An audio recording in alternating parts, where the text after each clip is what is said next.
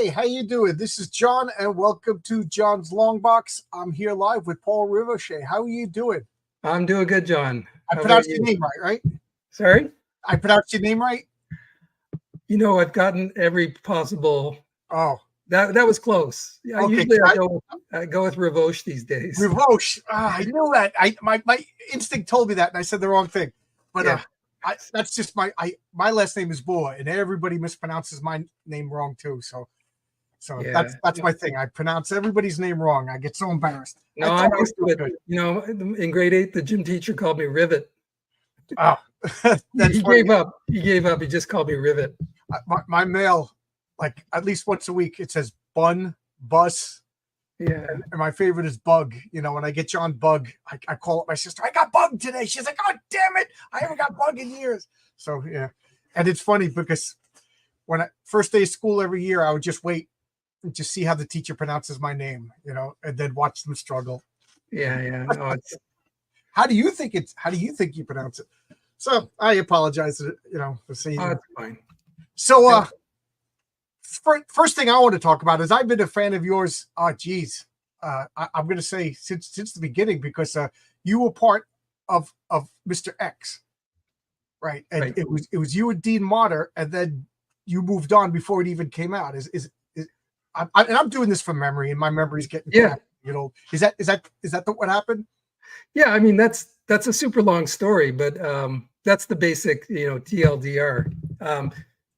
You know, it was the early 80s, and we kind of would you say created a monster? Not really, but we just jumped into this thing back then in the early days of those kind of indie comics. I mean, we didn't really know it was the early days of indie comics. For me, I was just a young guy. I'd moved to Toronto. I wanted to draw comics. I had worked in animation for a couple of years at Nelvana Animation on this feature film, Rock and Roll.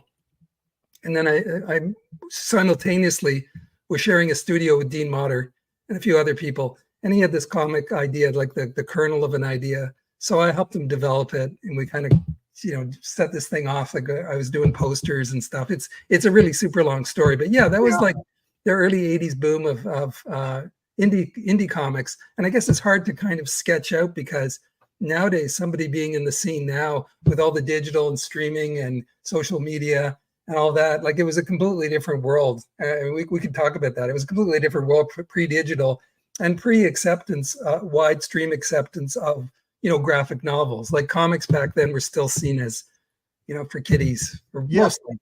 Yeah, it wasn't until I would say, like, and I'm trying to remember the years now, like Mouse and Watchmen, and, you know, even Dark Knight Returns, that kind of elevated it, not so much for kids anymore. But we're talking this was like, I want to say like 83 or so with this Mr. X. Yeah, and I remember vividly getting my Mr. X comic. I think it was Mr. X #1. You weren't on that. That was the Gilbert brothers. The Gilbert brothers. Hernandez brothers. Yeah. And I was sitting in a White Castle eating, and I was so excited. So, you know, I knew your name from the posters, and I became a lifelong Hernandez brothers, you know, since that comic. And is my memory wrong? But you drew it later on, or no? Well, I kind of had an on and off sort of connection, peripheral connection after that. Like I did a bunch of covers. I did the cover on that first issue, and I did a bunch of covers later. But and even like a backup short story. It wasn't actually Mr. X, the character. So, you know, I had a sort of connection with the character. And then later I had been doing, and still do occasionally, you know, commission drawings to sell of the character. Because since I had a hand in co-creating it, I really loved the character, but maybe not so much all the incarnations of it that came out. But the basic root of it, I love. Yeah. Yeah, that was Vortex Comics. There was a lot of problems with Vortex Comics. That was not your problem or Dean's problem, I think. But that comic is still a big. Sorry for going on and on, but that comic is such a big influence on me. I'm making a comic called Heroic Tales, and I forget the name of the city in Mr. X. It's Radiant City. Radiant City, that's right. Yeah. And Radiant City was supposed to be designed to be the perfect city. So I kind of ripped that off whole cloth. Like Science City is the city, and one of the characters who's not introduced in the first issue, but he will be showing up as a support character, is the architect, who's this. He's a magician and an architect, and then he meets the industrialist who finances the city, and because of the magic spell that he used in all the sidewalks and highways and overpasses form magic circles and stuff, and the industrialists thought this was all cool, and everything like that, brilliant, and it would make his career, but he didn't believe in it, so he chipped in and and scrimped and saved, and now everybody's kind of going crazy in Science City because the spell is miscast. So completely inspired by Mr. X. Don't tell anybody, I don't want to. It'll be our private secret. It's our private stuff, but I always loved that idea of like I'm a big comic book guy, obviously. The idea of like Gotham City, there's got to be something wrong with Gotham City, because why does Gotham have people dress up like penguins and clowns?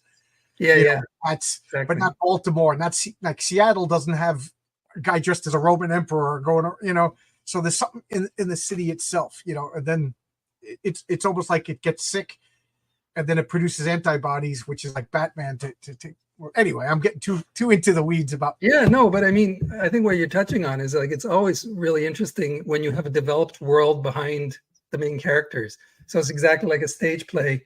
Hey, Ben. Stage play of the characters, but then a really good backdrop and the interplay between them. Like for me, I love Miyazaki movies, anime. So I love what he does in each different movie. There's always a world behind it in a different setting. Like Castle in the Sky, he's got the flying city. Yeah, this whole developed world, and it makes it three-dimensional. It makes it something that intrigues you. You want to go really far into it. Whereas sometimes you see movies, and not one particular one comes to mind, but sometimes you see movies where they don't take it seriously. And so it's almost like they're winking at it at the same time as they're presenting it. Whereas something like Miyazaki, or we tried to do that in Mr. X, is make it believable, make it a fully fleshed out world. And the characters have a reason for being there. They're rooted in a situation. Those to me are the best. And I love the designs of Mr. X. It's like why can't I think of like Art Deco and everything? Yes. I mean, that's a big, your design, because you designed all the posters before the comics. So your work is directly influenced on how I asked Renzo to draw up my comic, so there you go. So I wanted to talk to you for a long time, just say thank you, and don't sue. No, royalties will be good. Love. Just a few royalties, that's all I need. Royalties, I got to make profits first, okay? I know. 3 campaigns in, and I'm just about breaking even, all right? Well, good. Yeah, I mean, there's a lot to this crowdfunding stuff, right? Forgive me if I don't know. Have you done crowdfunding yet? No, I mean, I'm kind of new to the whole scene in the sense that, being sort of from the earlier mainstream and then, being, soft canceled from it, like a lot of people were. I was kind of off in the outer regions of doing other stuff, so I wasn't really in comics. But then becoming more aware of crowdfunding and Comicsgate and all these different factions and things, I've kind of been more intrigued by using crowdfunding, because it's something like, again, when you come from further back like I did and you would, you remember this other age, and right. and it was a completely different sort of paradigm of how you operated within it as an artist or as an entrepreneur. And so now, anyway, I'm interested in doing it, and I'm actively trying to work out where and how to jump into that. Yeah, it's intimidating.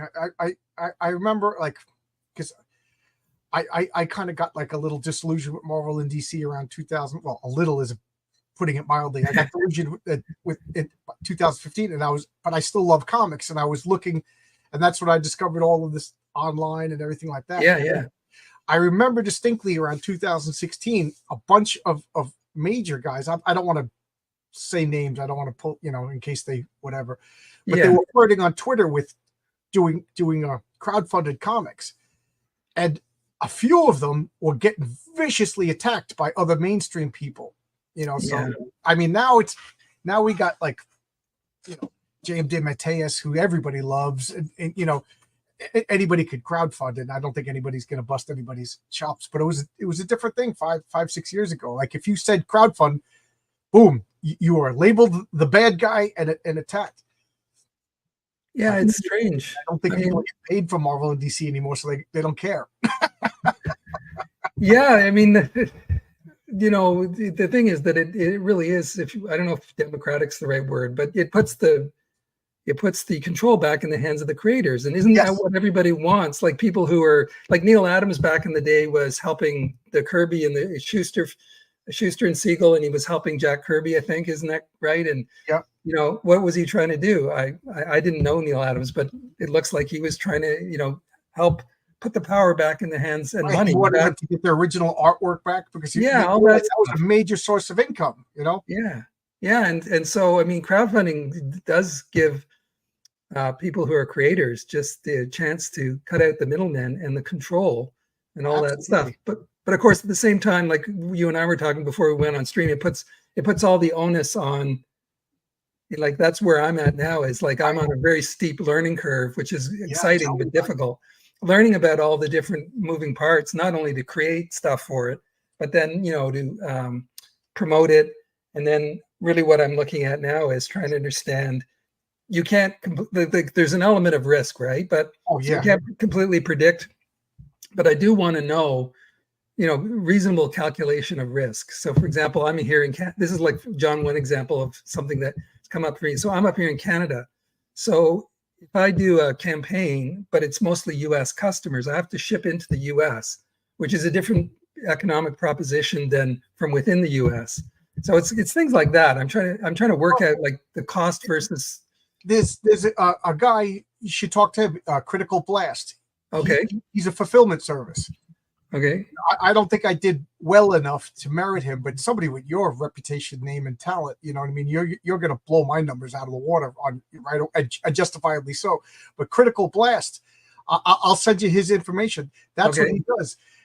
I think he can get everything printed in the States and shipped from the States, and then whatever's left over, he'll ship to you. You know what I mean? Okay. So you'll just get a couple of things to approve. Yeah, this is good. Hit the go button, and that'll reduce your. That's something I didn't know. When I started my campaign, I just wanted to make a comic book, and then next thing you know, like I was like, yeah, I got this artist, I got this color, so we're making comic books. And then I was on Pete Samedi's channel of Alternative Comics. And he goes, oh, who's doing your pre-press? And I was like, oh, what's pre-press? It was a whole step I didn't know. Yeah, you know what I mean. And then I was like, oh, wait a minute, I get. The artist doesn't do logos, so I got to hire a logo guy, you know. And then, you know, and then after I did the script, I started showing people this. They were like, this script is awful, you know, your spelling and stuff. I had to get somebody to look over my, you know. But I started out just all bright-eyed, bushy child, and you know, my next campaign, I think I'll be a little bit more streamlined. But there's so much I didn't know, and then people were telling me, oh, talk to this guy, Critical Blast, because he at the very least he told me how much to charge for shipping. You know, things like that. I didn't know, you know. Yeah. I started buying stuff to sell before I even had a comic book. And he was just like, well, that's going to be a lot of money to ship. And I'm like, well, you know what I mean? So yes, Critical Blast. You know, I usually say thank you to everybody after we talk, and I'll send you his information. Perfect. It's something worth talking, because let's be realistic. You're going to blow my numbers away when you do a crowdfund. You have the reputation, the talent, you know. Yeah, so yeah, I think I could. Well, I'm home with a broken neck, so I'm not working right now. So I think I could stay home and bag and board boxes. But you're probably gonna have like quadruple, 5 times the numbers I have. You know, and then to ship it to the United States. Yeah, I think you know, there's plenty of fulfillment services now, but the one I just know personally is RJ from Critical Blast. Yeah, I mean, if that's sounding good. So because you want somebody trustworthy, reliable, and sounds like that's the case. And I mean, and Ben, it looks like you know who this gentleman is, based art department. So yeah. And he's got a great reputation. He's been fulfilling a lot of people's campaigns, and then somehow he'll get. I don't know who he knows, but he can get you on Amazon and get hardcover editions. I definitely will be talking to him. I'm hoping my second campaign, maybe my numbers will be high enough. Right. Because right now hiring somebody to do my fulfillment is just an expense for a small timer like me. But you know, you're saying that once you reach higher numbers, then you can absorb the cost better. Correct. That's what I'm, you know, And for me, there's the added wrinkle, like I said, of yeah, being you're in Canada. So it's like that's kind of like when you don't have like I have enough experience to examine the road ahead and try and figure out. Don't get myself into something I can't get out of, because you might get lots of numbers, but then I'm stuck with like shipping from here in my apartment in Canada, Right. and then you might get an astronomical bill. I was actually already looking at. There are some alternate kind of shippers that offer lower cost shipping from here in Toronto. But again, it's a case of if you don't know them, Right. like this, they say that they beat Canada Post's rate. But, again, you're putting your project in the hands of who is it exactly? So that's where I mean, like you could probably do like a 2-tier system, have RJ print and send everything to the States, send you because the printer will send everything to him. He'll ship it, and he'll ship it out in a week. Yeah. And then everything left over to you in Canada. And then while you're in Canada, you could ship it out, to the Canadians. You know what I mean? Oh, that makes sense. That's because I was just talking to people today. Shipping is I'm a little scared of that. You know what I mean? Like getting the art was fun. I wrote a script and Renzo's drawing it, and every day I see some cool pictures, and then Daniel colors it, and now Bill is lettering it. It's wow. But now I'm nervous about getting the files to the printer, and then the printer printing it, and then what if I mess up and the pages are upside down and this page is back? Oh, God, you know what I mean? This is keeping me awake. Yeah. This is not the fun part. The fun part is over. This is the work part. John, I absolutely get it, because I mean, that's like anything that once you learn to drive and have it under your belt, you don't think about all the moving parts of like, steering and all that, right? So it's kind of like that with learning this. Like I can see the people who have done lots of campaigns, they probably would think that these are very simple questions, because they kind of understand the landscape. But even for me, I'm thinking like, and maybe it's overthinking, I don't know, but things like how do you determine the appropriate tiers, or how many for a first campaign? Well, so like, what do I offer? And then if I offer things like, say, original art, what are going to be the most attractive things? Right. I'm a nobody. I just did my first campaign, so quite frankly, and I just did what I thought I could do, and then the cheapest. So all I really offered was cards of my characters. My friend Brian Bao, who does a Wolf and Batsy comic, he was just like, here's this woman that helped me through my cards, and he did his cards right over here. There's so I went through the same, and then I just went online. I was like, could anybody do the backs of cards? Because I wanted to do, I play a role-playing game. So this is like the role-playing stats on and I wanted it to look retro, because my whole comic book, it's supposed to be like it came out in 1984, 1985. Right. So I wanted it to look a little 1980s. So I think he did a great job. But this, again, I'm not trying to make myself look bad, but this was the cheapest stretch goal that I could do. So in the future, what else will I do? I don't know. But I cards. I also did, like, I went to Sticker Mule and made stickers. Oh, nice. You know what I mean? But those are extras that people could. These I didn't even announce. I just really liked what Sticker Mule basically stood up for free speech, and then everybody started attacking them. So I said, I'm going to get stickers.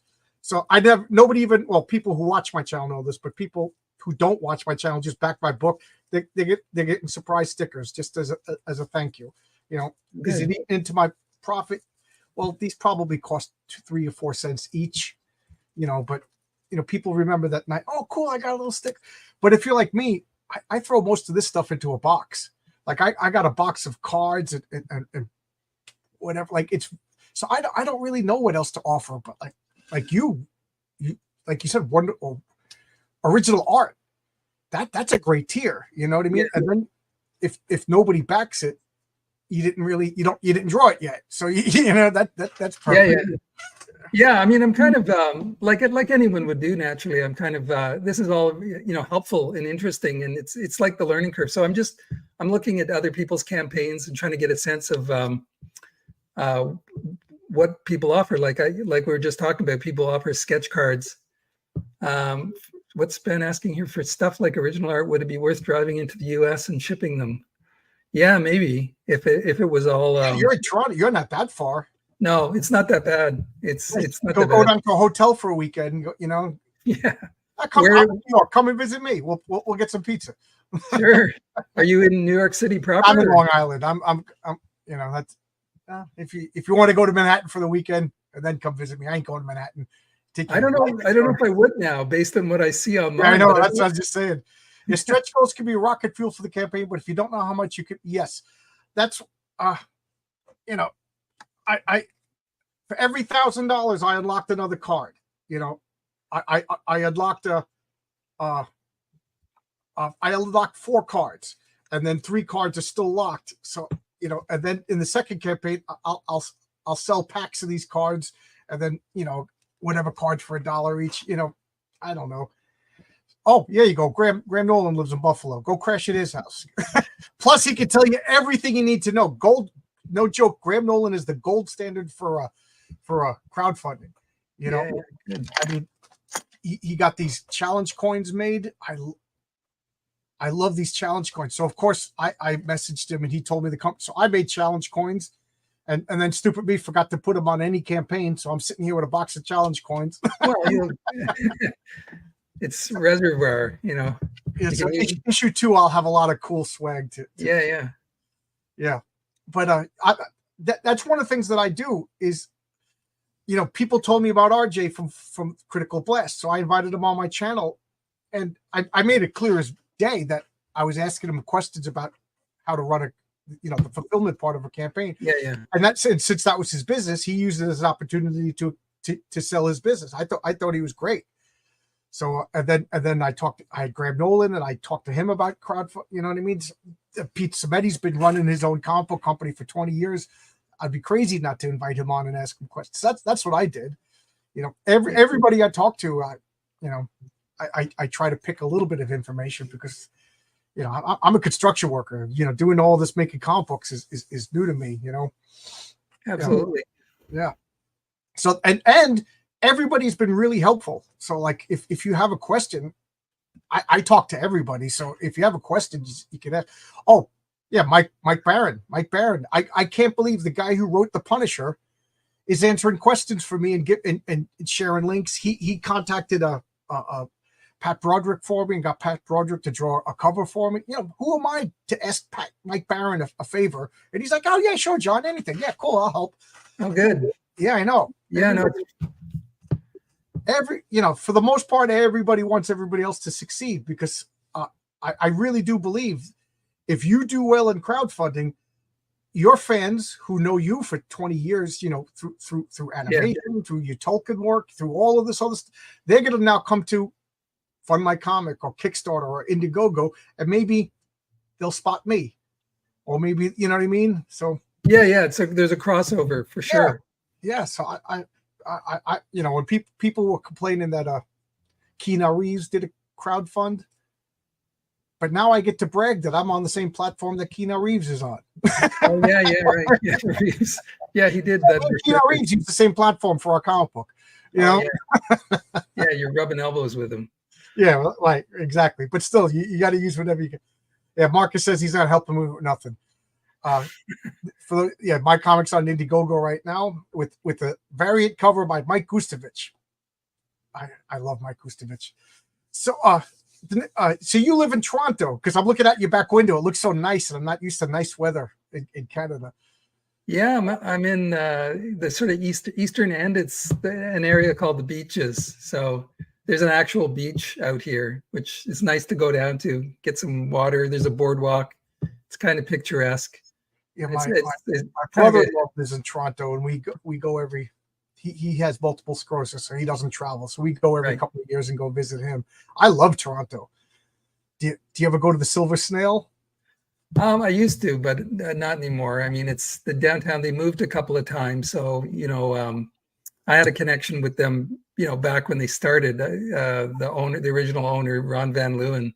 So he was actually really very helpful to getting started, because there's a whole history there. Like before Mr. X happened, I had just moved to Toronto. Well, I actually came to Toronto in summers from Ottawa, as an older teenager on my own, and stayed with Ron, who owned the Silver Snail back then. He later sold it. And so then back then Ron decided to do his own comic called Andromeda. Right. It was a black and white comic, and then later he had a distribution company that was also called Andromeda. Right, I remember that.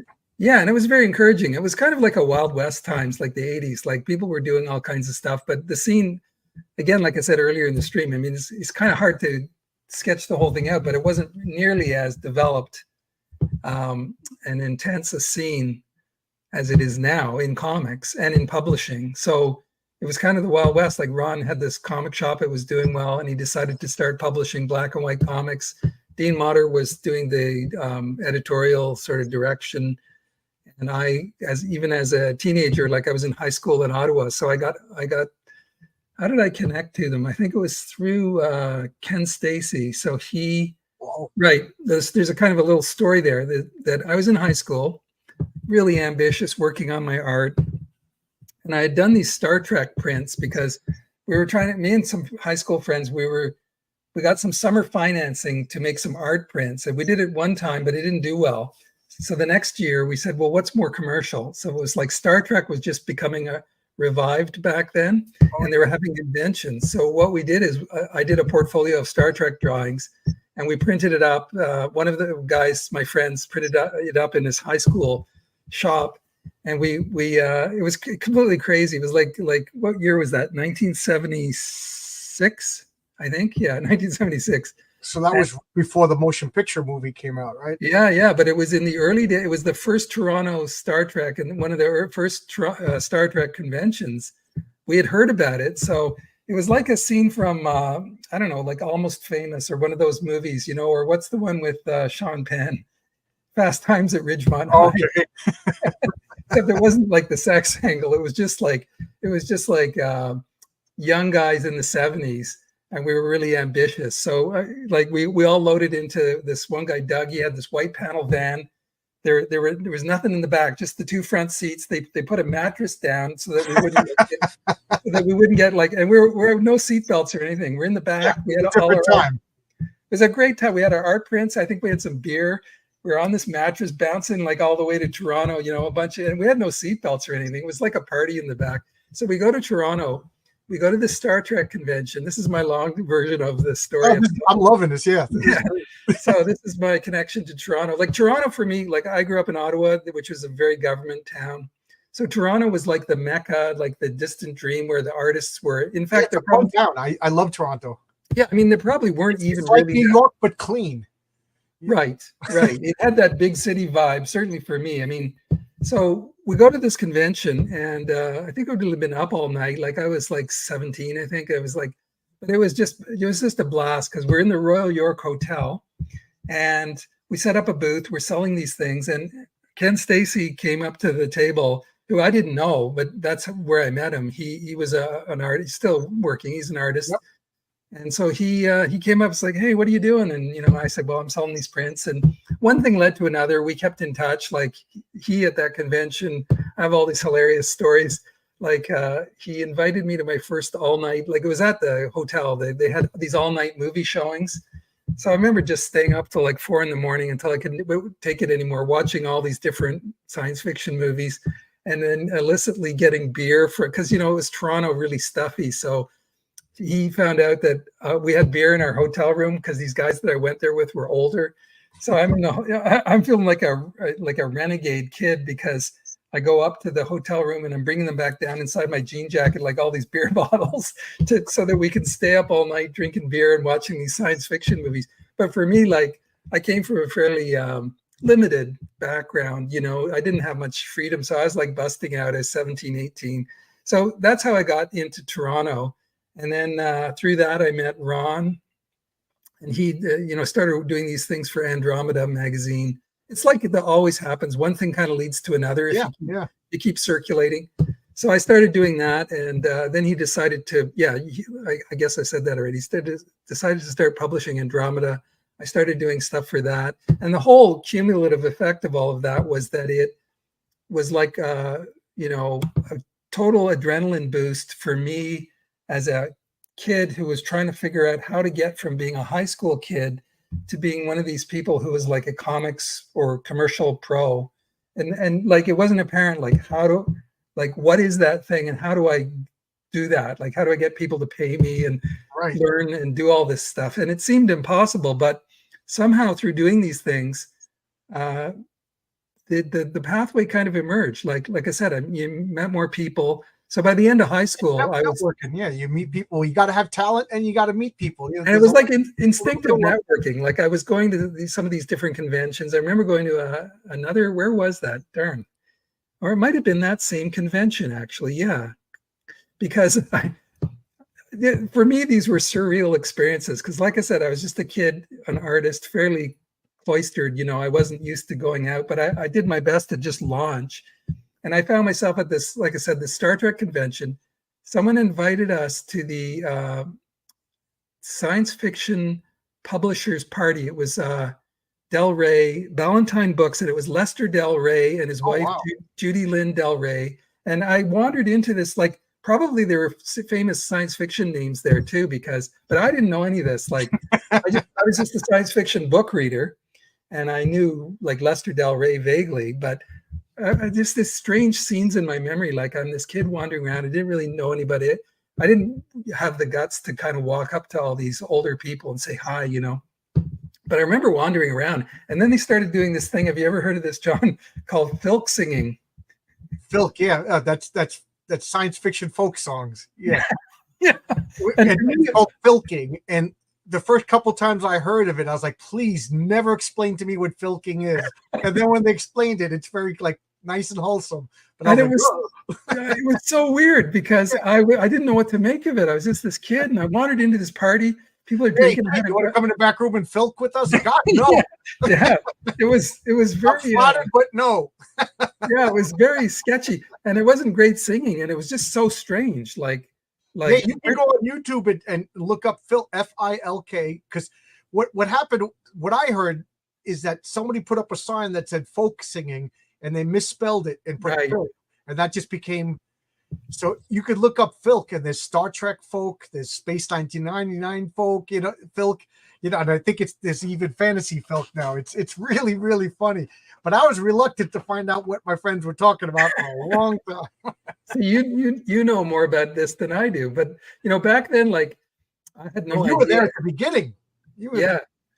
Well, and what it strikes me as though is an example of, like, how now with this streaming and internet, you kind of wander in. Like, I wandered in probably in January, having watched some streaming, but I didn't really understand that there's this whole culture and communities, and there's a whole structure to it. It's probably like this folk singing and all these science fiction things were an earlier version of that same kind of thing, because that's the feeling I had when I found myself in this hotel room walking around. I was like, there's some kind of community and structure here, but I have no idea what I'm wandering into. It's like, I'm just a kid from a government town, Ottawa in Canada. It's like, I'm used to like bureaucrats, and my dad was like an engineer, and he'd come home from work with his tie on and stuff. So it was just like being transported, like speaking of Star Trek, into this different dimension. And but it, for me, it was like exactly what I needed. It kind of showed me that there was this kind of place to get to, and there were other oddball people, like I considered myself, out there who were doing this stuff. I didn't know what LARPing was for a long time, and then when I met LARPing, live action role playing, I moved out to Albuquerque. One of my friends, Cody, he was, back then they called it the Society of Creative Anachronism. SCA. I've heard of that. And I think it's something else now, but he had a name. He was Lord something. He was a Baron. And, I remember going to his house one day. Like, I was like, bored. I'm going to go over to Cody's house. And he was putting duct tape on his sword because, when you hit people, you can't really hurt. So you have to, they actually inspect it and everything. So he was checked, and he got really embarrassed because it was like, I was like, dude, you're talking to a guy who collects comic books, plays Magic the Gathering. You know what I mean? I was like, But he was like, oh, if you want to join, you're going to have to join at this level. And then you're going to, and I'm like, dude, I'm like the oldest guy in this group. I'm not starting out as the guy who carries your dagger into battle. You know what I mean? But like you said, there's a structure. You don't just walk in and join us, but it's fun. Because when you first do walk in, you have no idea what that structure is. What's this kind? These are the worst ones are the mother filkers. No, it's fascinating. So some people in the chat have heard of this, obviously, Yeah. because I thought that it would be there's a book series called Dresden Files. It's about a wizard in Chicago, and there's a bunch of dark wizards that are traveling with a traveling sci-fi convention, and they're doing spells, but other people just thinks it's part of the act. So like they're doing it in plain sight. So he's going to investigate, and he needs to go into a room. He needs total darkness to do this spell, and there's a room that says filking in process.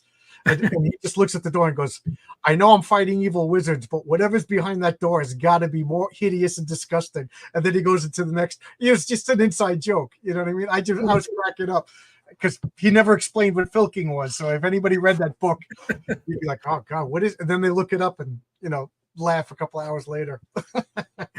Yeah. And I'm trying to, as you're saying that, I'm trying to remember how did I even know back then that it was called filking? I think one of them must have said, like, well, gentlemen, now we're going to filk. Yeah. And I'm like, what on earth? So yeah. I think it started around like 75 or so. And I think it was a Star Trek convention. And along the same, was probably the only conventions, like comic book conventions, Star Trek conventions. Maybe there were baseball card conventions, but I don't think filking would have started at a baseball card. No, and I mean, again, maybe I'm repeating myself, but for people who are younger, who didn't grow up before the digital age and the social media and Facebook and internet and X and all this and crowdfunding and computers and all this, like there was just so little of this stuff going on. Right. So these things were very new. And, Star Trek had been in remission, and then they started doing the conventions. And in fact, I'm remembering that we went to the guys that I was with doing these prints with, these Star Trek prints. And you can still find them occasionally on eBay. But anyway, we went to New York City to a different convention, which was even bigger, but it was another of the early, it must have been the next year, maybe 1977. So that itself was a real eye-opener, because I don't remember what hotel it was at, but I remember, again, it was in the 70s. Probably bigger because what was it in the summer? So after Star Wars, people were. Yeah, it was probably 77. You could look it up, but it was one of the also first Star Trek conventions. So we did the same thing. We took a trip to NYC and had a whole adventure there, stayed in a hotel and it went pretty well. It was encouraging to me because we actually did sell Star Trek portfolios. Like that was something people were interested in. So it gave me a real boost, because you're a kid, you're thinking, can I do this full time? I don't even know what it is exactly. I just want to draw stuff and figure out how to be an adult and get paid for it. So it was a real encouragement just doing all this stuff and having these kind of wacky adventures. Kind of, when I look back, you kind of go, that was just like wild. But at the time, it's just your life, and you're just kind of stumbling forward, like trying to figure out the next thing to do. That sounds fun. Oh, it was. I every Wednesday, Chuck Dixon puts out Ask Chuck Dixon, and right. People ask him questions. It's one of my favorite times of the week. I listen to it on my commute to work, and now that I'm home, I just listen to it while I'm having breakfast. But he talked about the Forgotten Man by Amity Shales, a book about the FDR and the Great Depression. And it was kind of like a completely different look at it. And this is something that I was always fascinated about. So I was like, oh, wow, it's a graphic novel based on a political novel by Amity Shales. And I tell you, man, I couldn't get through that book. I guess I'm not as smart as I think I am. But I was like, oh, they made a comic book version of it. And then you were the artist. And I was like, wait a minute. I was like, why do I know that now? This is Mr. X. So, I always joke that every Wednesday I call that the $20 show, because I listen to Chuck Dixon. He recommends something, and it costs me $20 a week to listen to Chuck Dixon. I told him that. He goes, well, all of that money goes to, like, I'll buy back issues of, some old DC Spider-Mans or Batmans. He goes, well, I didn't get that money now. That doesn't. But anyway, I got the Forgotten Man, and first off, the art is really good. And Chuck Dixon says you needed somebody who could draw hats, and you could draw hats. But yeah, I didn't even realize it until now I started talking, but it has that like almost like Art Deco aesthetic that I associate with Mr. X. Maybe that's why I love the art so much, Yeah, I mean, that's a whole story behind that project. But as far as the art style goes, you know, I'm used to being versatile from working in commercial art, doing illustration and doing different stuff.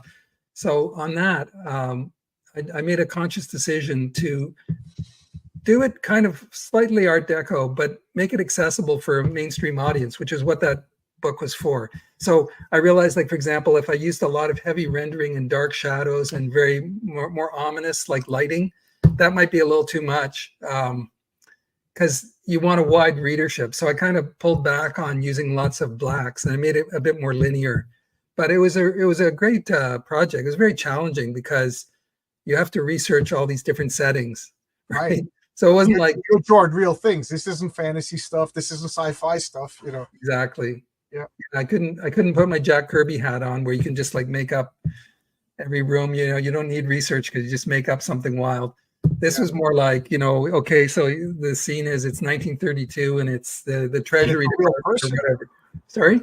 And it's a real person that you're talking about. You know, it's a real person. Yeah, exactly. And that was the thing too. I had to come up with caricatures of the different personalities and figure out how to, you know, kind of stylize it a little bit, but not go crazy. So that was like, as I said about the rendering, it was another decision about, do I go, how cartoony to go? Because if I make it super realistic, well, first of all, I don't really draw like in a super photographic type way, but I thought, you know, if I make it like too cartoony, that might make the subject matter a little goofy. Yeah, because it's a very serious, you know, matter. And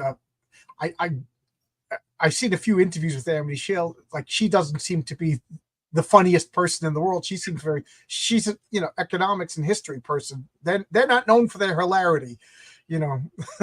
Yeah, I mean, yeah, the whole challenge was taking fairly serious subject matter and translating it into a comic or graphic novel approach, because you got to make it accessible. So the final result we came up with, like, Chuck worked on an early version of the script, and then Amity and I worked on it further to kind of create the final form of what you see in the book. And it was a big challenge. It was a long-term project, but interesting. And through it, I met, you know, I kind of got a glimpse from traveling to New York and meeting Amity Schlaze and different people involved in it.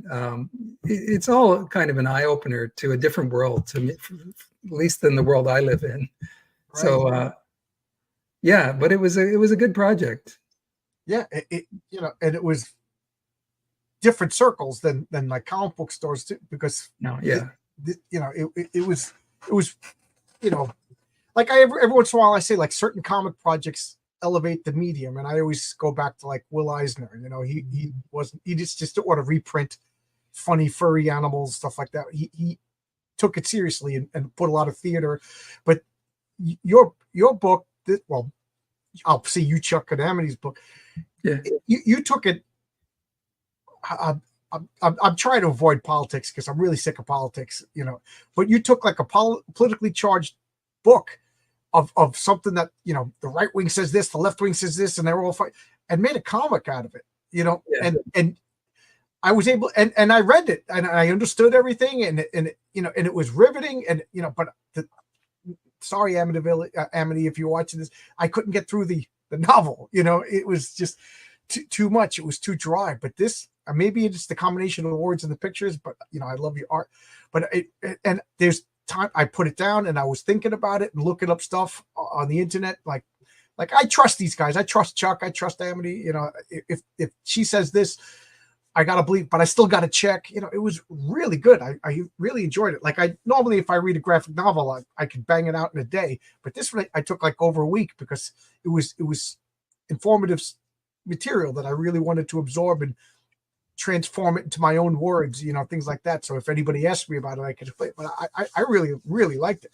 And my friend Paul is a finance guy, and I asked him if he ever read it. He goes, "Yeah, that book. Yeah, that I couldn't get through that book. That is some hard book." And I said, "Yeah, well, there's a comic for," and he thought I was teasing. He was like, "No, he's like, get out of here. There's a comic book version of that." I was like, "Yeah." So, you know, I sent him a picture. He loved it. You know, so I feel a little better. There's an economics guy who, you know, he needed the comic version to explain it too. So thank you. Yeah, I mean, there's some interesting stories behind it too that are coming back to my mind as you tell me, because like even the way I ended up working on it was, I think, through Chuck Dixon, because Chuck had bought a couple of my pages that I did for this Comic Legion Worlds, and he eventually emailed me, Chuck did, and said, do you want to be the artist? Because what had happened apparently was that Amity was having real trouble finding an artist that was kind of qualified,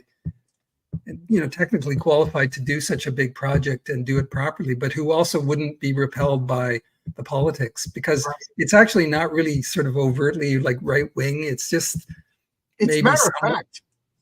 It's very matter of fact. This happened on this such a date. This happened on this date. This happened on this. Like, if you're going to argue with that book, it's you're arguing with history. Yeah, I mean, it's a bit alternative in that it doesn't lionize FDR as much as maybe the lefty Democrat people would want, but it's not a harsh political kind of thing, like you said. But even despite that, just Amity Shlaes being known as a conservative, she told me a story about, I don't even remember the artist's name, the different people, but she told me that she, I don't know if the word is desperate, but she went around to a lot of people and she had a decent budget, but a lot of them were just flat turning her down. She told me a story about yeah, because of the politics, like she's told me a story about going to some really starving artist guy who was like a lefty artist, and in his cold water flat or whatever it was, I don't remember, but it was basically like rolling up and saying, here's this project, will you draw it? And they're like, no, I'm not going to draw that because you're like a bad conservative person. All right. Props for sticking to your guns then, Yeah, I mean, it's sure, we all have a right to do that. So, but that's how it landed in my lap, is because Chuck remembered me, and like he said, he goes, and Paul could draw guys in hats. Yeah. Well, yeah, I mean, I've been, before doing that, I've been zigzagging through various areas of commercial art, advertising art, animation. So you tend to encounter everything that you have to draw when you do that. Like, you get challenged to learn how to draw all kinds of different subjects. So I was looking you up because I'm like, I knew you started out on the Mr. X, and I knew you did the Forgotten Man, but I didn't know until I just looked up a couple of hours ago that you did all these beautiful Tolkien prints. Yeah. Well, that was like an early thing. Those were based on the Ralph Bakshi movie. Yeah, it was kind of another quirky project that landed in my lap in the early 80s. That was back when I was. So the story there was, I was working by day at Nelvana Animation designing this feature film Rock and Rule. And so by night, I would like finish work about 5 or whatever, and I'd walk from, like, they were down on the Queen's Quay in Toronto near the water. So I'd walk back up through the city, and I still had a shared studio with Dean Motter and a bunch of other people. So there, I think through Dean, I can't remember, there was a guy called Don Swinburne who was doing calendars and posters and different things. I don't know exactly what his thing was. It's triggered a memory that I can't summon just yet, but I know that name from somewhere. Yeah, Don Swinburne. I don't know what his exact thing was, if he was a publisher, but he was like packaging these projects. So somehow it landed in my lap that they were going to do a calendar based on the Bakshi Lord of the Rings movie, but they didn't want to just reprint frame grabs. So like, we're going to repaint them. So Paul, can you do that? So I was given these photo prints that were probably like, I don't know, 8.5, 11, maybe a little bigger. They were like frame blow-ups from moments in the film. And so what I did was I repainted over them with acrylic paint, which was actually astoundingly difficult because they were glossy prints and they're very slick to work on. So using the acrylic paint was a real challenge. So I labored through this at nights after working in the day at this animation company. But I was like young, you're hustling, you're doing all these different things. So I got that done. And yeah, to this day, even on the internet, there's some sites that still have those listed. I have such fond memories of those Bakshi Tolkien, the Rankin and Bass Hobbit. That's how I got into Tolkien. I still have a lifelong love of Tolkien. Yeah. And now I got people at work telling me stuff that they see in the Rings of Power, and I'm just like, that's not Tolkien. I'm gonna get all snotty on them. Yeah, I remember being really inspired by the Hildebrandt brothers when they came out with their calendars. I just loved those. Just killed me. Yeah, fantastic work. But and then later, like what's his name? Is it Alan Lee that does the watercolor? John Howe and Alan Lee. Oh, I don't know. They later on they were working on design, I think, for the movies. I'm fairly sure John Howe particularly. But I was never a super big Lord of the Rings fan. I read The Hobbit, but I think I remember trying, which I loved. I remember trying to read Lord of the Rings, and I just never got through it. Yeah. I guess I didn't smoke enough weed or whatever, but I didn't smoke any weed. So maybe that was my problem. The Hobbit is like the introduction to the Lord of the Rings. You know. Yeah. I in Toronto, were you ever friendly with, like, there was a whole group of Montreal comic artists, like why can't I think of his name, Seth and not, of course, I had all these names ready to go and now I can't recall them, but they the guys that did like Peep, Joe Matt, Seth, what's the name of his the Playboy, why can't I think of his name, but there was a whole bunch of these guys that did the Drawn and Quarterly comics, that company. Were you ever associated with them? I didn't really. Yeah, we weren't really we didn't really. I mean, I kind of just knew them peripherally, but we weren't really, buds or anything like. And the scene was different. It was split. I was, I guess, off doing my own commercial art thing, so I wasn't really part of comics for a long time. But I mean, one funny story I've told, which I think is. One of those guys is Chester Brown. Chester Brown, that's the name. That's the guy who did the Playboy. Yeah, and he did. There's a really weird comic. And see, now I'm not remembering either. But then, what was the name of the comic that Vortex published? But anyway, my story. Sorry, Savage Henry. I'm trying to think of all the old. Maybe someone in the chat will remember. It was one of the. It was a Chester Brown comic that Vortex published, but. I told this story in another stream, so I'm going to repeat myself, but I think that I inadvertently helped, or vertently, because there's no inadvertently about it, but I helped Chester Brown's career, because when I was working on Mr. X, I used to go to the Silver Snail comic shop, speaking of the Silver Snail. And I remember they had these indie comics that were coming out, all those like self-printed ones. And on a lower rack, I found one of Chester Brown's early comics. And it was the clown, the weird demented clown comic he drew, and it was so odd and strange that I bought it. Yummy Fur, that was it. Yummy Fur, that was it.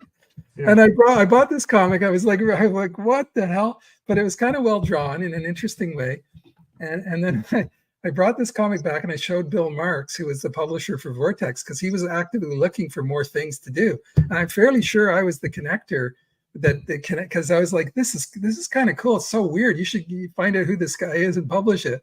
So Chester, if you're out there, you owe me, bud. Yeah, those Montreal Canadians, they seem to be more counterculture. Yeah. I remember when a friend of mine showed me Joe Matt's Peep Show, and I was like, I love this comic, but I don't think I'd ever shake hands with Joe Matt if I met him in person. I know where that hand has been. I know enough about it to know what you're referring to. So, it was just a different crowd that I didn't really. Do I have any? Was he Montreal or Toronto? I forget. Dave Sim, I think he was probably in Toronto, but I didn't know him. I've never met Dave Sim, so I don't have any. Sorry, guys, I don't have any Dave Sim stories. I met Dave Sim when I was like 14 years old. My local comic book store was called The Incredible Pulp in Baldwin, and Larry, the owner of the store, he was like a more than just Batman and Spider-Man. Like he's one of the guys that taught me, like, you gotta, it's not just comic books. Like he introduced me to Will Eisner and stuff, and he had Dave Sim come to the store, and I was a 14-year-old little chubby kid, like with my Spider-Man stuff like that, getting an autograph. And then when I started interviewing people, I'd have a conversation. I just, if you just Google Dave Sim, you got his phone number, and I called him, and we talked back and forth on the phone for like 2 months. He was but he just did not want to come on camera. He did not want to, but we talked. He answered all my questions, and then he's posted photos from that photo shop, and he's like, "Do you know any of these people?" I'm like, "Well, that's me." He's like, "Oh wow, I remember that." Yeah, I didn't like Cerberus at 14. What 14-year-old kid liked Cerberus? Church and state. Right. So I got a free comic book. What do you want? But he was so nice. But that's my Dave Sim story. Yeah, well, it's good when you meet people that are in the business or that you might look up to or whatever, and they're actually cool to talk to. The guy I always talk about on streams is Alex Toth, because he was like that to me. He was very cordial, and like he has a reputation, of course. I've talked about this on other streams. He has an understandable reputation for being grouchy, but that's kind of like only one angle on the iceberg. It's like to me and to other people, he was very helpful, very friendly, and wrote me all these postcards on my channel. I've been reading them out on a playlist, Toth cards. Oh, and cool. I love Toth. Yeah, I heard I love Toth, and then a couple of months ago, somebody told me, "Oh yeah, he's grouchy. You don't want to meet him." And now it's good to hear that you're saying that it was nice and pleasant. Yeah, I mean, he passed away, but before that, I was in regular touch with him, and he corresponded with a lot of people. And he was he became kind of a shut-in the latter part of his life, so he probably channeled his energy into corresponding. And this is somewhat before the full digital thing. So, I often actually wonder what he would make of today's scene, because he was very critical of, like, he rubbed people the wrong way because he was very blunt and direct about his disappointment with directions, even back in the 70s and 80s, the direction that comics were going in. So I don't know what he'd say now. He'd probably, I have no idea, but that's another whole topic, I guess. Yeah. I told this story a few times on my channel, but one of my coworkers just lives next door to John Romita Sr. Okay. And to him, he's just that pleasant old timer that lived next door to him. And, and I was like, so he's like, John, you're into comics. My next door neighbor is this guy, John Romita. And I was like, oh my God. Like, you want it? So long story, we go to his house, and his wife's making lunch. Like, she's making lunch for me. Who am I? I'm sitting in John Romita's house, looking at his desk. He's got all this beautiful artwork. Cool. And one of the things we talked about was digital comics. And he's like, he goes, look at my hand. And he showed me his hand, and his fingers were all bent from pushing down. He goes, I'm not. He goes, my son, he does digital comics. He goes, I can't. And the story I always tell is he picked up this jar of ink that was maybe this big, and it had maybe a third of ink left in it. He says, when that company went out of business, I bought all of their ink that I could, and that's the last bottle, and that's the last third of the last bottle. Because when that ink is gone, I'm never drawing again. Like, that's how much against digital art he was. Because I'm not learning. Because I tried that. His son bought him I don't even know what it's called. Drawing a big iPad. I don't know what it's called. Yeah. He said he couldn't do it. Yeah, there's a whole adaptation. There's a kind of a whole thing, right? Because you got to learn to draw on a different surface, and you need to learn things like Photoshop. And then, of course, there's the add-ons like dealing with, browsers and uploading and what, and it's all changing too constantly, right? So there's every year brings new things, it seems. I don't blame them. I've gone back myself a lot to drawing on paper and just trying to get away from digital, partly because just like my eyes getting older, I just can't take staring at screens as much. I don't even like reading a comic on a screen. Yeah, no, it's hard in the eyes. The blue light, it's damaging. I'm doing this on screens. I'm looking at my phone, and then I want to look at a comic book. Like, I don't know about you, but picking up a comic book and touching it and smelling it. Yeah. I don't know. Like, when I was doing, my campaign's still live. I really didn't want to do a digital tier, but that just means people under 30 aren't buying my comic. Right. Yeah. Right. No, but I totally get it. Like, there is something tactile to, drawing with a pen. Like, you hear the sound that a marker makes, or a brush, the feeling of using a brush with ink. There's nothing like it. So, but I use all the digital stuff too. I use Photoshop and well, I imagine you said you were doing commercial art. Yeah. I had to stay abreast of it as it was introduced, and even back on the Warner Brothers stuff that I did for background designs. I did tons and tons for Batman Beyond and these different shows. And originally it was sending them FedEx boxes of actual art that I'd done with markers and gray tones and stuff. But eventually it turned into just sending them scans. And, I got to keep more of the original art and just scan it and send it. So because it was just the evolution of it and trying to keep pace, you'd fall off the back of the train if you didn't keep up. I started doing a lot of advertising work that was delivered digitally, often at the last minute, stuff like that. There's endless stories. I mean, because I remember before that, I would be doing work for animation storyboarding, and it would be like Friday afternoon. The cutoff for FedEx was like 5 p.m. I remember some hair-raising stories of like rushing to finish stuff, put in a FedEx box, get in the car, and try and get to the depot so I wouldn't miss the Friday afternoon shipping deadline and be in hot. Oh, wow, but now all that's forgotten, right? So there's this guy Arthur who watches my channel, and he messages, comments on a lot of videos. And Arthur, I haven't heard from you in a while. Reach out, old timer. And we met up for lunch a few times. And when he was a kid, he was what they called a woodchuck. Stan Lee called them woodchucks. And what they do is they would go into Manhattan. These are 12, 13, 14-year-old kids in the early 60s. And they would show up at Marvel, and Stan Lee would be like, "Okay, kid, here's a ticket, Long Island Railroad. Go to this address, pick up Jack Kirby's artwork. You go over here, pick up Steve Ditko's artwork. Really? And then just hop on the train, go, to Woodmere, go to Jack Kirby's house." And they said, Rosalind would meet them at the door with sandwiches. They would sit down. Jack would be in the basement. I'm almost done. Roll it up, put it in a tube, give it to him, give him a sandwich. Go back to Marvel, hand them in. Okay, now you're going to go up to Westchester, take this train. And, and I just look at that like, I don't have kids, but even if I did, I wouldn't let my 12-year-olds go into Manhattan, get on the subway, go to Long Island, go, you know what I mean? It's just a different time. And I love these stories because he talks about like going to their houses. He goes, and a few times he's just waiting around. And at this point, there would be people, and he'd be like, "Come here." And just draw. And like the old timers would just get a kick out of these 12-year-old little kids. Like he goes, I have like figures in a lot of comics. He goes, I remember distinctly the Green Lantern comic. He goes, they would teach me to ink. He goes, and they always had women doing the coloring, and they would sit down. Hey, I have to go to the bathroom. And he goes, and you just sit there coloring, waiting. It was a lot of fun. And the story that's a great story you told about the woodchucks.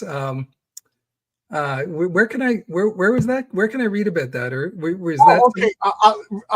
If he sent me a book because these woodchucks, these kids, that was 50 years ago. They're all old timers now. Yeah. But they made the first comic book convention in, I think it was 1968. Okay. And then somebody made a book about it. I just bought one, but if I'm like getting forgetful, and it's okay. We can connect later. I'll send a message to you, but you can pick up this book on Amazon, and it's his story that they're all like he told a story in the 70s, late 70s. He went to a comic convention, and Jack Kirby was just drawing, and he just stood. He didn't want to interrupt him. To him, Jack Kirby was always the senior guy, and he said and Jack Kirby looked and started crying because he didn't know, but there was a rumor because Arthur went off to Vietnam. He got drafted, and the rumor went to around Marvel and DC was he was killed, but he wasn't wounded. You know how so Chuck. Yeah. He said Jack Kirby got up and he said tears came out of his eyes, and he goes, and I'm getting emotional now thinking about it. But Jack Kirby said, "You're always going to be a 12-year-old kid to me." Wow. This was a kid who was sitting in his house eating sandwiches. Yeah. And then he turned up, you said, at the convention, and he looks up and he's still alive. Yeah. Wow. Yeah. So Arthur, if you're watching this, reach out, man. We used to go for lunch. Yeah. And listen, John, someone's asking here about, do you have any recommendations for blue blocker glasses, Paul? No, actually, some person in the chat, they're saying that okay. Yeah, I'm just looking into that right now myself. So you might be looking at screens. I thought those red glasses or orange glasses, it's not like I thought people were wearing them just to be like cool or whatever, but no, they're blocking out the blue light. So yeah, if I'm wearing them, it ain't to be cool. That's one thing I ain't. No, but I'm going to get some for the sake of my eyes. So yeah, one good thing about scanning digital is no publisher could steal your original. Yeah, I hear those stories about original artwork getting stolen. I didn't know this at the time, but I used to work in the same building. You know, I'm an electrician. So I was the electrician for a building. I had like 5 buildings in an area that my shop used to cover. You know, we go to this building on Tuesdays and this building on Wednesday. One of them was the Marvel Comics building. And then one of them was a building right by, I can't remember the address, but it was right by David Letterman Studios. And it was where Steve Ditko had his office. I don't know if Steve Ditko ever walked by me, you know what I mean? But for 5 years, I was in Steve Ditko's building. And I used to think like, gosh, if he died, the building engineers would have been robbing that place. I still get nervous thinking about, like, because I know now I'm telling tales after school. When Marvel left, a lot of the building they had the key. They went in and they took statues and original art and everything, you know. So I was like, Ditko, he's like in his 90s, you know. They're gonna rob him blind when he dies. Ah, man. But yes, I don't know. What do you prefer, paper or digital? If you had your choice right now, I think I'd choose paper. But I mean, in the real world, I use both. You know, but really, what I do is the best of both worlds. Like what a lot of people do is, you know, I draw stuff on paper, particularly now that there's a market for original art, right? So if you do it digitally, like I did the Forgotten Man digitally because I didn't think there would be an aftermarket, and also it was a speed thing. There is a lot more convenience to working digitally. But now I use a hybrid system like most people do, which is draw something on paper, scan it in, and then if I need to make adjustments or I see mistakes, and then I'll fix it digitally. And then, of course, add whatever else I'm adding, like the lettering or color or whatever it is, make adjustments. So it's really great having both, because in the older days, like you'd have to take a photo. When photocopiers became good enough, I remember always having them in my studio, because it was like the workaround back then was, like, now you can do it digitally. You can cut out, like, say you make the head too big on some character, you can just cut it out and just shrink it down or move it or whatever and make all kinds of cool fixes. And they're not apparent in the printed result. And it still looks like hand-drawn original art. But back then, I would use a photocopier, and you could do the same thing. But you know, at Marvel or whatever, they'd use a stat machine. I didn't have a stat machine, but the photocopiers were clear enough and crisp enough that if you're working bigger, you could Xerox something and paste it in. And then when it was reproduced, nobody would know it was a paste in. So, but that was like a lot of work and tedious. You'd be cutting stuff out with an X-Acto knife. Yeah, and a lot easier digitally. So that's why, you know, I use both. You have to be comfortable with both, really. I'm such a lot. I'm taking colored pages and sending them to. I'm getting them out of this folder, moving them to that folder. I panic. I'm like asking other people, "Can you do this for me?" Like I get you. Imagine you doing all that stuff.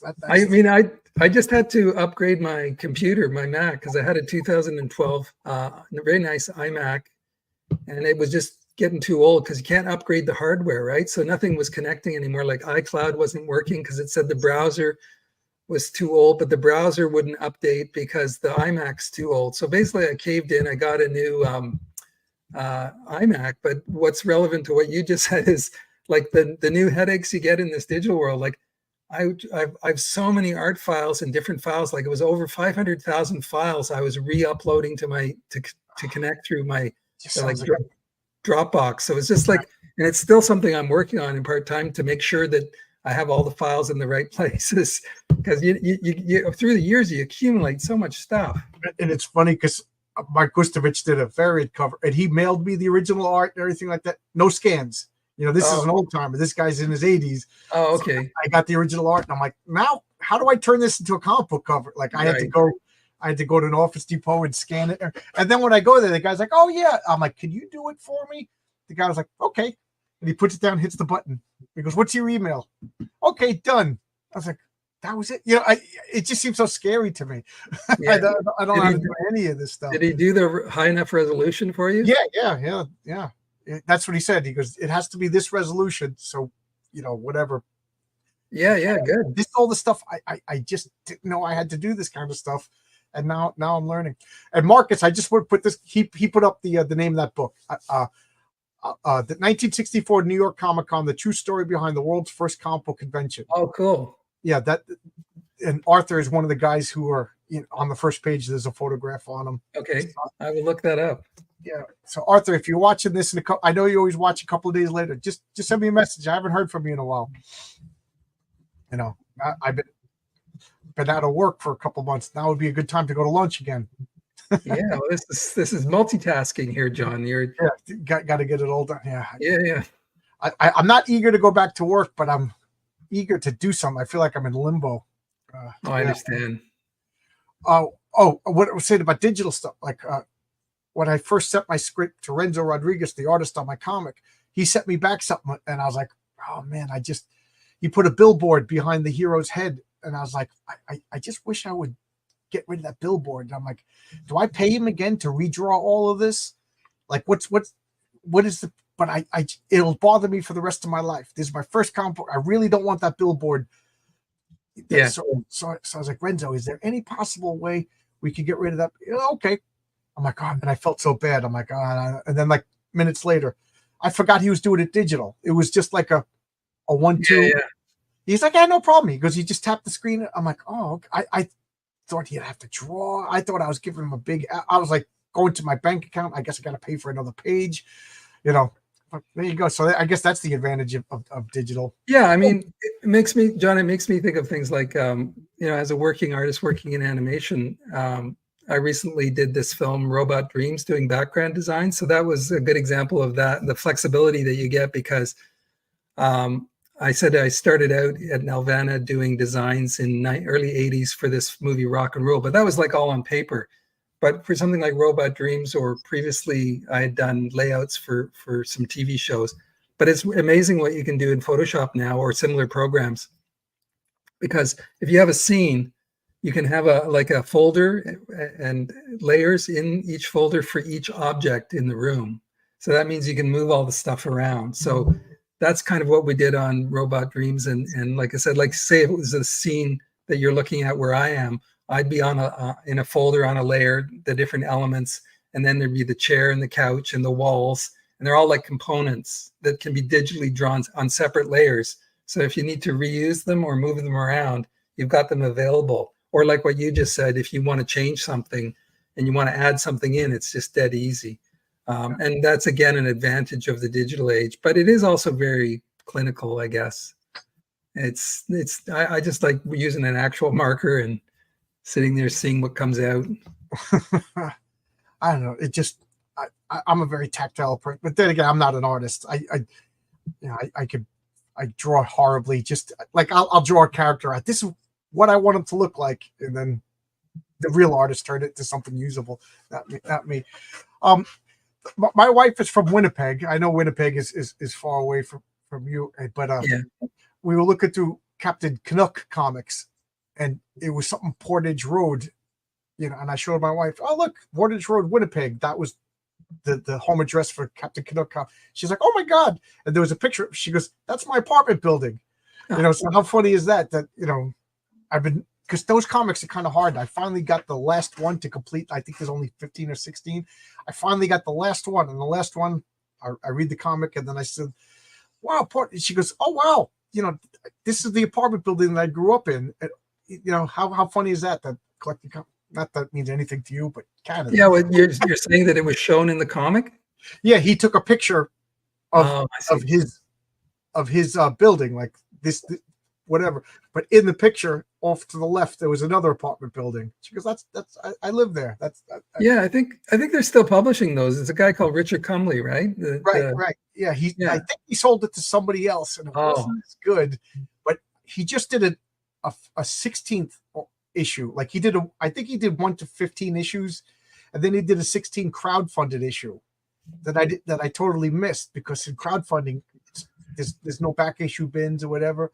Right. But I just happened to see it someplace, and I found a copy on eBay. I paid too much for it, but I had to have a complete run of all my comics. I'm that kind of person. Yes. Oh, we got Afro SF says, I have some of your Legion of Superheroes work. Oh, nice. That begs the question. I know you're doing a lot of your own stuff. Or would you be interested in going back to mainstream? That's a tough question. I guess it's just it's a hypothetical because I think it's unlikely that they just don't seem to have any interest. But if they turned up and offered me a paycheck and it was a decent thing, I mean, that I thought I could do a good job on, maybe, but I don't think what existing IP would you like to do? I think I could do something really good with the ones that everyone wants to draw, like Batman, Superman. I always loved too as a kid. I would love to see you on Superman. That would be awesome. I mean, but the thing is, if it was just to be hired to do something lame or strange or whatever, I would probably say no, just because I just couldn't draw something that I didn't feel was that I could get behind. Like I even turned down some stuff in the past that was like horror based kind of stuff that I don't even remember what it was, but I just remember that I turned it down because it's like I got to live with that. If you're an artist drawing something, you have to put yourself into it, but it has to be in you first, right? For you to imagine it, you have to live with it, the script, the stuff. So I just couldn't get behind it. But I did have other experiences that were really good. Like I did a few issues for Terrific Tales, Tom Strong. I've been doing some little YouTube. I've been making YouTube short reels on my channel of some of the artwork that have been getting a lot of views. You can just cycle a bunch of still images and add music, and it turns it into like a 60-second short on YouTube. But that was for Terrific Tales with the Alan Moore character Tom Strong, and those are fun to draw. Yeah, except my one story there. Your alley, That was more up my alley. The only time, and actually that might have got me fired, quietly fired, is because the last script that he gave me, it was like a drug thing. It was like Alan Moore had Tom Strong in his, like, the opening splash page was like he's in his, like, one of his scientific chambers or whatever, and he's like injecting himself with some drug, and the story was about going off into this other thing. And I was the guy who was stubborn enough to go, like, they probably didn't like me for that, but I was like, I don't want to draw people injecting themselves with drugs. It's just not my thing. I don't care if people think I'm some stuffy old guy or whatever. I really just don't give a crap. I just don't want to be the guy who puts that out in the world. And because for me, comics are like, they don't have to be namby-pamby, but I mean, like, I remember just how great the comics were in the 70s. They still had some standards, but they had all kinds of different styles, different approaches, different story. It was just like a free-for-all. I remember going into comic shops in the early 70s, mid-70s. Fantastic. And even earlier, actually. But, that's another whole discussion to get into, I guess, about comics. But I guess in the 60s, maybe, would you say they were a little more wacky and childish, right? Yeah. I've been talking about, especially DC, Silver Age DC. I'm not the biggest fan. Well, growing up, I was not a big fan. To me, that was what kids read.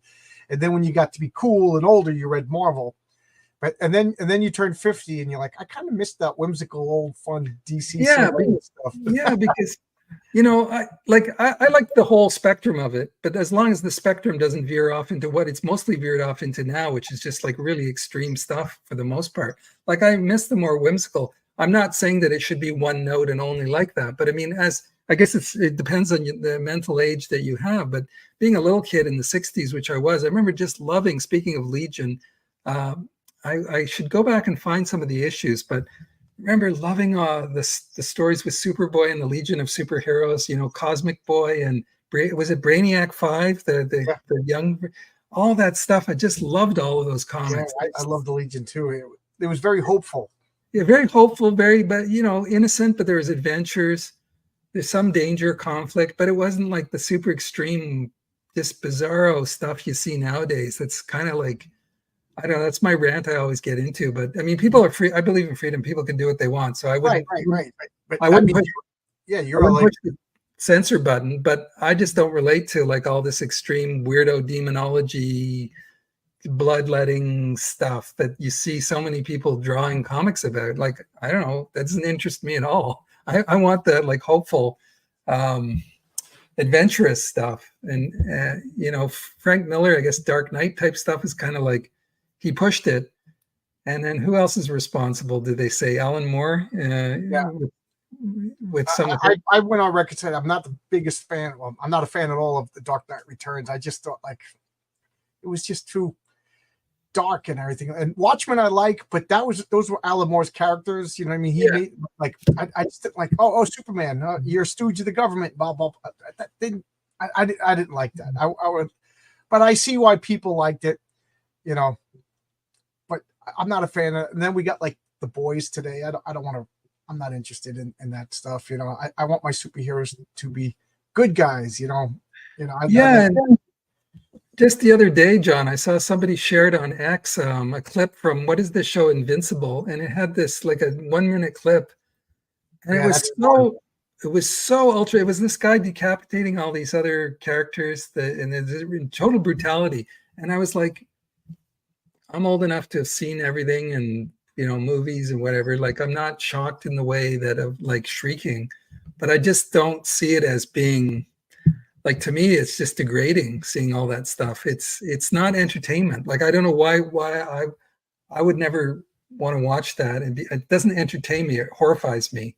So to me, it takes me away from storytelling. Like it over focuses on the violence to the detriment of the bigger picture of the story. Like you look at older movies, they suggested a lot more, suggested the violence, even extreme violence, but they didn't always show every like bit of it like that. And it's kind of like reveling in it. So I don't know, maybe that makes me an old fogey, as they say. I totally agree. And I'm gonna end this down because at 8:30 I gotta be on the Fourth Age with RJ. We no have problem. a comic book team up. But I figured this is a good point to show this. We got a whole bunch of people watching, and of course I showed the wrong thing. Stop screen. I'll show my Indiegogo, but you know, this is what I'm talking about. Like this is my cover by Mike Gustovich. Like to me, this is supposed to be on next to the Micronauts and Fantastic Four and New Teen Titans. You know, it's blue sky superheroes. The patriarch is a good guy. He's a beloved father. He's a husband. He's not cheating on his wife, you know. And then he's fighting bad guys, you know, with robot insects and fighting over Science City for good guy stuff. You know, there's a story. The second story is about a bad guy. Keep in mind he's a politician, so therefore he's really bad because I don't like politicians. So I still wonder if people are going to get upset about that story and try to cancel me, but it's not me. It's the bad guy. He's a bad person. It's on Indiegogo right now. It's a complete story for $10. I don't want to drag you guys out. I'm a crowdfunder, so I don't want to make you wait 9 months for part 2. So, you know, 2 stories, $10. I'm trying to make it as cheap as possible. And there you go. There's the end of the commercial. How could it be a blue skies if the sky is yellow? Got to bust my chop. Blue sky just means hopeful. The guy, you know, there's a blue sky up there. It's all hopeful, you know. But this was a blast, man. I enjoyed talking to you. And it was fun. Well, thanks for inviting me, and I want to thank all the people in the chat. We got a lot of people watching. Yeah. Oh, good. And if anybody wants to look me up, they can find me under Rocket Fiction. Rocketfiction.com is my website, or on YouTube, same thing. I have a channel. And any subscriptions, comments, etc., are appreciated. So thanks for watching. I put all your links in the description. You got rocketfiction.com. We got on Facebook. And guys, if you want to talk to mature comic book people, go to Facebook. It's like the untapped resource. All the youngins are on Twitter, but you know, you'd be amazed at who I'm talking to on Facebook about comics. You know, and you got Instagram and YouTube. You got a YouTube channel. You know. So thanks a lot, man. I'm a big fan. I just wanted to say like thank you because you know your design work on Mr. X really influenced me for decades, and that's not even an exaggeration. That's great to hear. Thank you. It's nice to have made a difference. And again, thanks for inviting me on. That was fun. Thanks for talking, man. I enjoyed talking, and come back whenever you want. This was a pleasure. Okay, take care. Everybody.